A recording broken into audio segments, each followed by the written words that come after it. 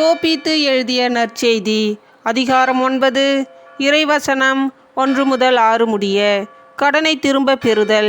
பின்னர் தோபியா ரபேலை அழைத்து அவரிடம், சகோதரர் அசரியா, நீர் 4 பணியாளர்களை அழைத்து கொண்டு 2 ஒட்டகங்களோடு ராகிக்கு புறப்பட்டு கபேலிடம் செல்லும்.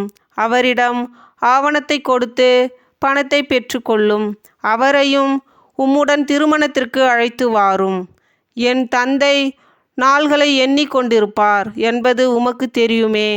நான் ஒரு நாள் தாமதித்தாலும் அவர் மிகவும் துயருக்குள்ளாவார். ரகுவேல் என்ன ஆணையிட்டுள்ளார் என பாரும்.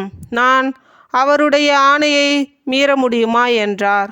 எனவே ரபேல் 4 பணியாளர்களை அழைத்து கொண்டு 2 ஒட்டகங்களோடு மேதியாவில் இருந்த ராகிக்கு சென்று கபேலுடன் தங்கினார்.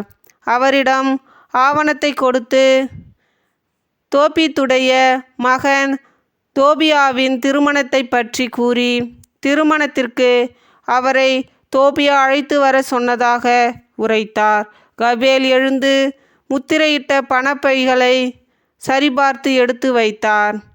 எல்லாரும் வைகரையில் எழுந்து திருமணத்திற்கு சென்றனர். அவர்கள் ரகுவேலின் வீட்டை வந்தடைந்த பொழுது உணவருந்தி கொண்டிருந்த தோபியா எழுந்து கபேலுக்கு வணக்கம் தெரிவித்தார்.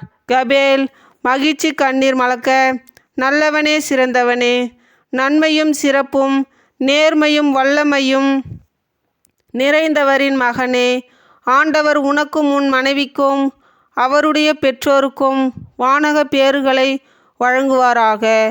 என் உறவினர் தோபித்தை போல தோற்றமுள்ள ஒருவரை காண செய்த கடவுள் போற்றி என்று கூறி தோபித்தை வாழ்த்தினார். இது ஆண்டவரின் அருள்வாக்கு. இறைவா உமக்கு புகழ். நன்றி இறைவா, நன்றி இறைவா. தந்தை, மகன், தூய ஆவியின் பெயராலே ஆமேன்.